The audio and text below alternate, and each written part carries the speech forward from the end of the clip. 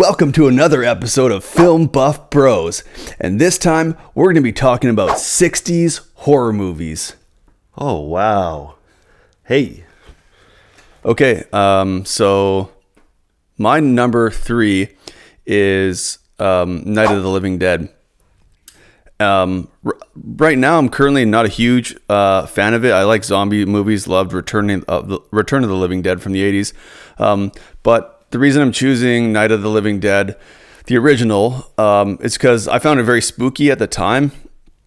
And I know what you really like, the claustrophobic aspects of many films. I like that. I like how it's like multi-layered, as far as conflict. It's like man versus man, and then man versus like beast, as in like the zombies. And yeah, I thought it was really well acted, well performed, and yeah, I found it suspenseful and yeah, very like spooky. Yeah. Well, I agree with you. Number 3 is also is Night of the Living Dead. Rewatched it for the first time in a while, and for 68, like I think it holds up still well. It's aged pretty well. I like the beginning. It starts off with like a chase sequence, like a stalker chase sequence sort of thing. So they get right into it. I also liked the ending too, where it's like super violent, like ending, like the daughter's eating the dad and the mom stabs the kid. Like it's just super violent. And it was like all George A. Romero's project. Like he cut it, he held the camera, he directed it, he picked the music. The music is my favorite part of the film, and it's all stock music. They couldn't afford a composer, so if you notice, the music in that film it's like the standout for me in that film.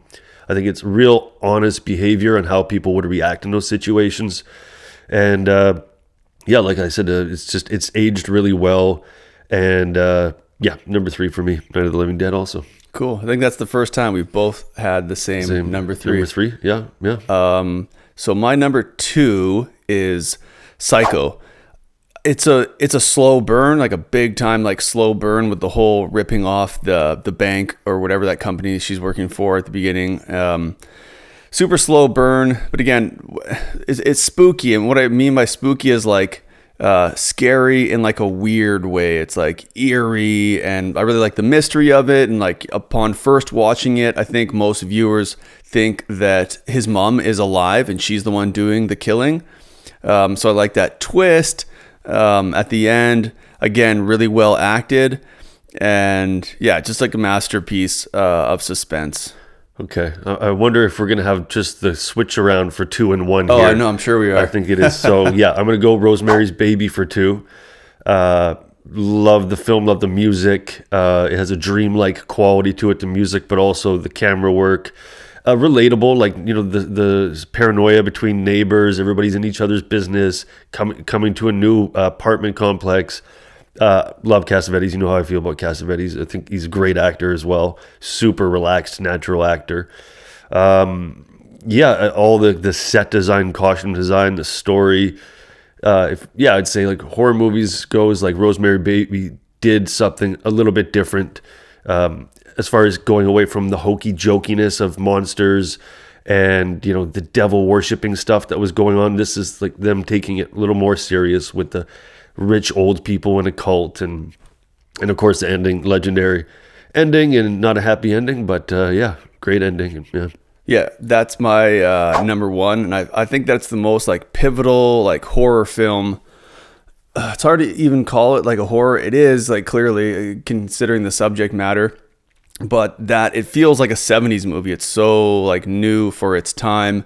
And like the opening sequence with, like, I guess it's a helicopter shot of the building, and like the scoring, love the scoring in the movie. And the woman that plays the neighbor, you know, she's like being trying to be like hospitable and amicable, and she's comical, so she adds this contrast to what's going on, and like it's this slow descent for Rosemary, and there's that mystery aspect, like, you know, what's wrong and why won't anyone like believe me. And I just love the pace of it, and yeah, Mia Farrow, marvelous actress, and as well as Cassavetes. and all of the supporting roles just like so good. And then like just I really like the third act. A lot of times I don't like the third act, and like, you already know like what's happened in the third act. You know, she's supposed to be taking these pills and stuff, and the final scene of her, you know, like seeing her baby, it's just like it adds like another.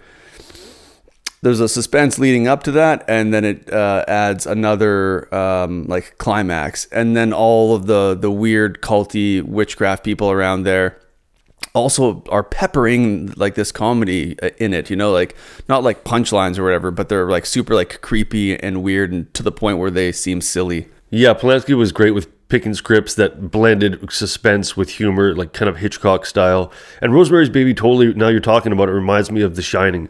That slow descent into madness, it's going throughout the whole movie, and then, you know, the maze scene at the end is sort of like, again, tacked on another thing at the end.